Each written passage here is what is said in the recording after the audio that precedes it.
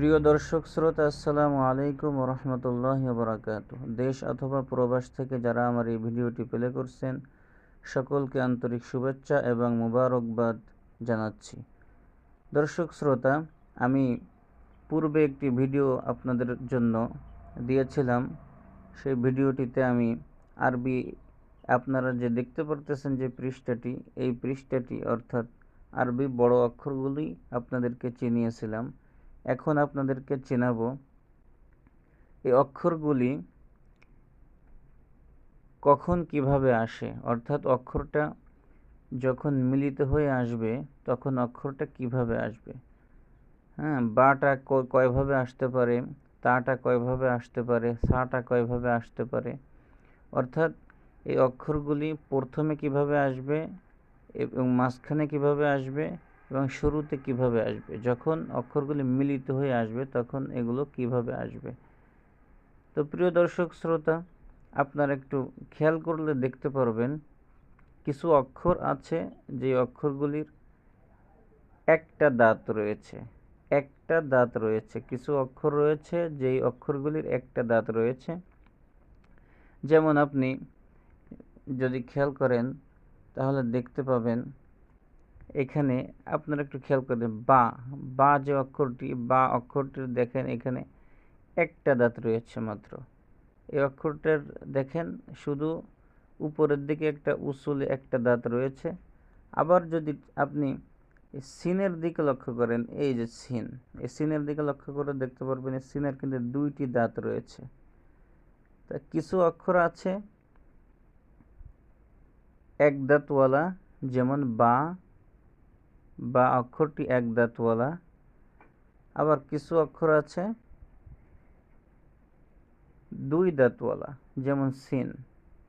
একটু খেয়াল করেন, তো এক দাঁতের নিচেই যদি এক নুক্তা থাকে, এক দাঁতের নিচেই যদি এক নুক্তা থাকে, একটু খেয়াল করেন, বা অক্ষরটি এক দাঁতওয়ালা, এই এক দাঁতের নিচেই যদি এক নুক্তা থাকে, এই এক দাঁতওয়ালা যে অক্ষরটি একটু খেয়াল করে দেখেন, এই অক্ষরটির নিচেই যদি এক নুক্তা থাকে, ওই যে গোল চিহ্নটা, ছোট্ট একটা নুক্তা, এই নুক্তাটা থাকে তাহলে তার নাম বা।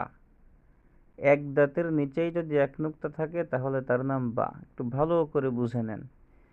এরপরে এক দাঁতের উপরে যদি দুই নুক্তা থাকে তাহলে তা, এক দাঁতের উপরে যদি দুই নুক্তা থাকে তাহলে তা, একটু খেয়াল করবেন। এবং এক দাঁতের উপরে যদি তিন নুক্তা থাকে তাহলে সা, এক দাঁতের উপরে যদি এক নুক্তা থাকে তাহলে নুন, এক দাঁতের নিচেই যদি দুই নুক্তা থাকে তাহলে ইয়া। ঠিক আছে, তাহলে আমরা এই এক দাঁতওয়ালা অক্ষরগুলো চিনে ফেললাম। যে অক্ষরগুলো এক দাঁতওয়ালা, এই অক্ষরগুলো আমরা চিনলাম। এই অক্ষরের নিচে এক নুক্তা থাকলে বা, উপরে দুই নুক্তা থাকলে তা, উপরে তিন নুক্তা থাকলে সা, উপরে এক নুক্তা থাকলে নুন এবং নিচেই দুই নুক্তা থাকলে ইয়া। এটা হলো এক দাঁতওয়ালা যে অক্ষরগুলো। আপনারা এই এক দাঁতের উপরে নিচেই এই নুক্তাগুলো দেখলে এই অক্ষরগুলো আপনারা বাছাই করে নেবেন, কোনো সন্দেহ রাখার প্রয়োজন নেই।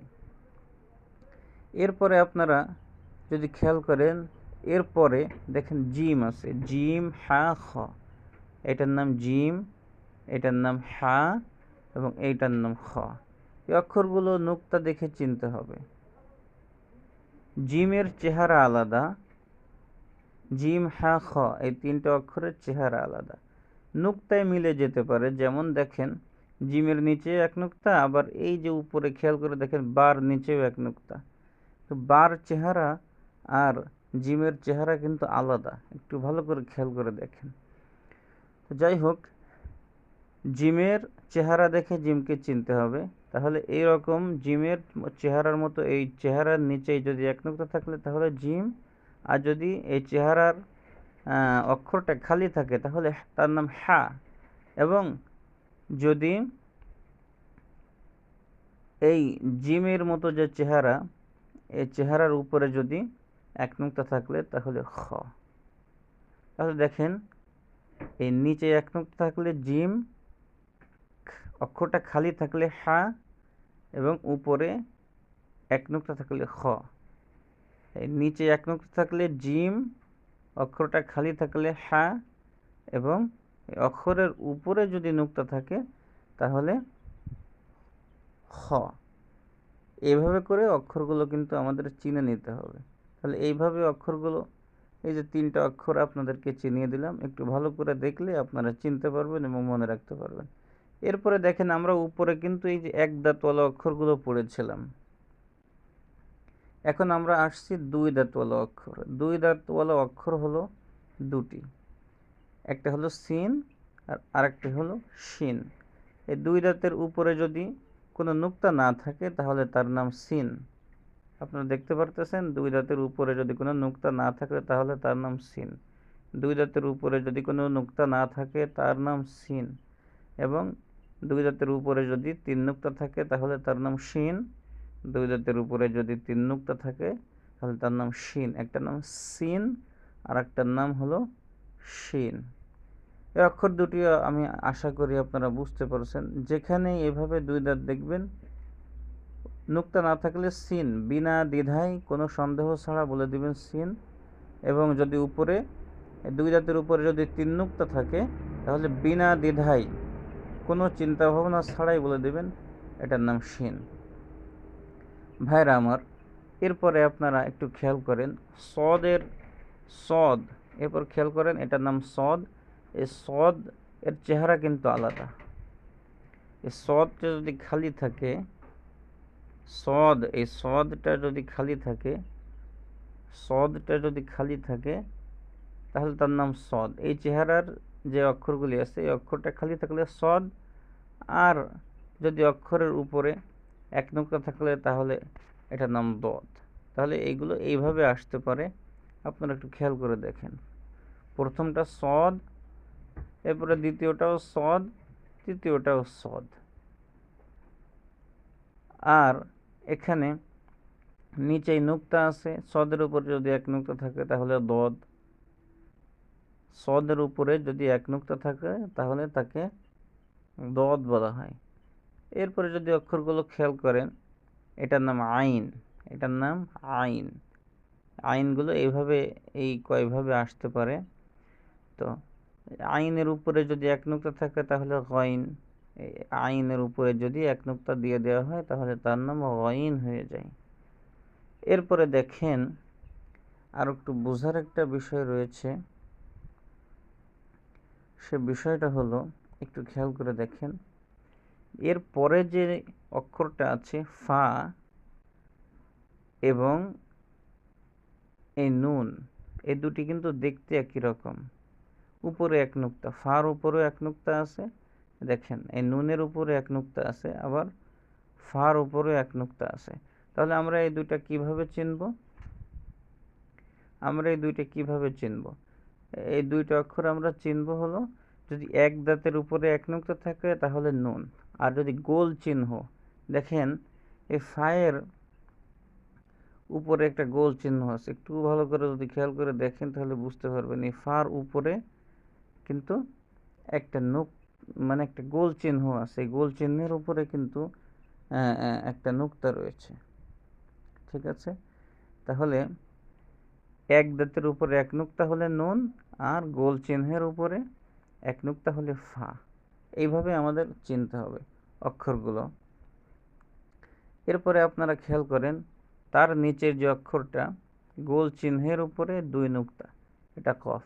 এই অক্ষরটার সাথে মিলে যাবে আবার এই যে উপরে তা রয়েছে, তাটাকে একটু খেয়াল করেন, তার উপরেও 2 নুক্তা আর কফের উপরেও 2 নুক্তা। তা এবং কফ চেনার সিস্টেম হলো, যদি একটা দাঁত হয়, একটা দাঁতের উপরে যদি 2 নুক্তা হয় তাহলে তা, আর যদি গোল চিহ্ন আসে, গোল চিহ্নের উপরে যদি 2 নুক্তা থাকে তাহলে কফ। একটু ভালো করে দেখেন, গোল চিহ্নের উপরে 2 নুক্তা থাকলে কফ, গোল চিহ্নের উপরে 2 নুক্তা থাকলে কফ। এরপরে আপনারা খেয়াল করে দেখেন কাফ, কাফ এরপরে নিচে খেয়াল করে দেখেন এটার নাম হলো কাফ। আর কাফটা এইভাবেও আসে আবার এইভাবেও আসে, অর্থাৎ একটা হলো লাম, দেখেন তার নিচেই যেটা, এটা হলো লাম। লাম থেকে যদি একটু বেঁকা একটা চিহ্ন দেওয়া হয়, বেঁকা। দেখেন, আমি একটু আপনাদেরকে যদি দেখাই তা আপনারা বুঝতে পারবেন। একটু খেয়াল করে দেখেন। মনে করেন এটা হলো লাম, এটা হলো লাম, মনে করেন এটা হলো লাম। তাহলে এটা হলো লামের সোজা একটা দাগ। আর যদি এই দাগটা একটু উপর থেকে একটু বেঁকায় যায়, বেঁকায় যদি এদিকে চলে যায়, তাহলে এটা কাফ হয়ে যায়। লামের যে চিহ্নটা সেটা পুরোপুরি লম্বা থাকে, লামের চিহ্নটা এইভাবে লম্বা থাকে, এভাবে লম্বা থাকে। আর কাফটা যদি লামের উপর থেকে এরকম একটা দাগ দেওয়া হয় তাহলে কাফ হয়ে যায়। ঠিক আছে? তাহলে আমরা লামও চিনতে পারলাম, কাফও কিন্তু আমরা চিনতে পারলাম। ঠিক আছে? তাহলে লাম এবং কাফ আপনার একটু খেয়াল করে দেখেন, একটু যদি ভালো করে খেয়াল করেন বুঝতে পারবেন। এই দেখেন, এই নিচেরটা হলো লাম, এটা হলো লাম, আর তার উপরেটা যদি দেখেন এটা হলো কাফ। এটা একটু খেয়াল করে দেখেন, এটা হলো কাফ। তাহলে লামের চিহ্নটা কিন্তু লম্বা। এই যে লামটা, এই লামের চিহ্নটা কিন্তু একেবারে লম্বা। আর কাফের চিহ্নটা কি হয়েছে? একটু বেঁকা হয়েছে, একটু বেঁকা হয়েছে। দেখেন, একটু বেঁকা হয়েছে। এর পরেরটাও দেখেন, লামটা একেবারে লম্বা, আর কাফের চিহ্নটা একটু ডান দিকে বেঁকানো। যাই হোক, লাম এবং কাফও আমরা চিনলাম। এরপরে মিম দেখেন, মিম একটু খেয়াল করে দেখেন, এটা হলো মিম, এটাও মিম, এটাও মিম। মিম খেয়াল করে দেখছেন? এই মিমটা আপনি দেখে চিনবেন, কারণ এই অক্ষরটার মতো অন্য কোনো অক্ষর নাই। এটা পুরোপুরি আলাদা একটা অক্ষর, আপনি দেখে চিনতে পারবেন। যাই হোক, আমরা মিম চিনলাম। এরপরে হা দেখেন, হ্যাঁ, যে ছোট যে হাটা আছে, এই হাটা দেখেন কতভাবে আসে। এক, ঠিক আছে, কতভাবে যে আসে। এখানে দেখেন দুই রকম আসছে, প্রথমটাও হা, দ্বিতীয়টাও হা। একই হা কিন্তু কিন্তু এই 4 ভাবে 5 ভাবে আসে। এরপরে দেখেন এটাও হা। তাহলে এই অক্ষরগুলো এইভাবেই এসে থাকে। আমাদের পবিত্র কোরআনুল কারীম যদি শিখতে হয় তাহলে এই অক্ষরগুলো শেখার বিকল্প নাই। আপনাদের আমি যে পড়িয়েছিলাম সেটা হলো এই বড় অক্ষরগুলো আপনাদেরকে চিনানো হয়েছিল। এখন ছোট অক্ষরগুলো আপনাদেরকেও চিনিয়ে দেওয়া হলো। বড় অক্ষরগুলো যেভাবে চিনানো হলো, ছোট অক্ষরগুলো চিনিয়ে দেওয়া হলো। খেয়াল রাখবেন, এই লাইনের যেই অক্ষরগুলো আপনারা একটু খেয়াল করে দেখেন, এই যে লাইন, এই যে লাইন, এই লাইনের অক্ষরগুলো সব সময় কি আসে? এই লাইনের অক্ষরগুলো সবসময় মাঝখানে এসে থাকে। অর্থাৎ যখন মিলিত হয়ে আসবে, 3টা 4টা অক্ষর যখন একসাথে মিলিত হয়ে আসবে, তখন কিন্তু এই যে লাইনের অক্ষরগুলো দেখা যাচ্ছে এগুলো কিন্তু মাঝখানে আসবে, মাঝখানে আসবে। ঠিক আছে? বুঝতে পেরেছেন? এরপরে এই লাইনের যে অক্ষরগুলো আছে এগুলো সব সময় প্রথমে আসবে। যখন অক্ষরটা মিলিত হয়ে আসবে তখন প্রথমে এইভাবে আসবে। এরপরে এই পুরো যে অক্ষরগুলো, এই পুরো অক্ষরগুলো সব সময় শেষে আসবে। ঠিক আছে? সব সময় শেষে আসবে। এভাবে এই পাশের গুলো এভাবে চিনে নেবেন, এই পাশের যে গুলো এভাবে চিনে নিতে হবে। ঠিক আছে? আল্লাহ রাব্বুল আলামিন আমাদেরকে বোঝার তৌফিক দান করুক। আমিন। আল্লাহুম্মা সাল্লি আলা সাইয়্যিদিনা মুহাম্মাদিন নবিয়্যিল উম্মি ওয়া আলিহি ওয়াসাল্লাম। ভিডিওটি ভালো লাগলে লাইক, কমেন্ট, শেয়ার এবং এই চ্যানেলটি সাবস্ক্রাইব করে রাখবেন, যাতে করে সামনের ভিডিওটা ছাড়ার সাথে সাথে আপনি পেতে পারেন এবং আপনার বন্ধুদের কাছে এই ভিডিওটি আপনি যেভাবে দেখেন আপনি সরাসরি দেখতে পারেন, আবার ভিডিওটি নামিয়েও আপনি দেখতে পারেন। আমার উদ্দেশ্য হলো আপনাদেরকে পবিত্র কোরআনুল কারীম শেখানো। আল্লাহ রাব্বুল আলামিন আমার উদ্দেশ্যকে সফল করুক। আমার জন্য দোয়া করবেন। আল্লাহ হাফেজ।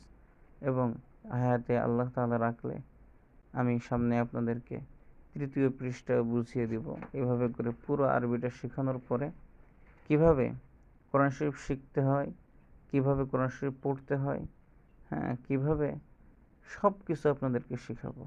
সিফাত, মাখরাজ যা কিছু আছে সব কিছু ইনশাআল্লাহ শেখাবো। আল্লাহ তাআলা আমাকে তৌফিক দান করুক। আমিন। ওয়া আখিরু দাওয়ানা আলহামদুলিল্লাহি রাব্বিল আলামিন। আল্লাহ হাফেজ।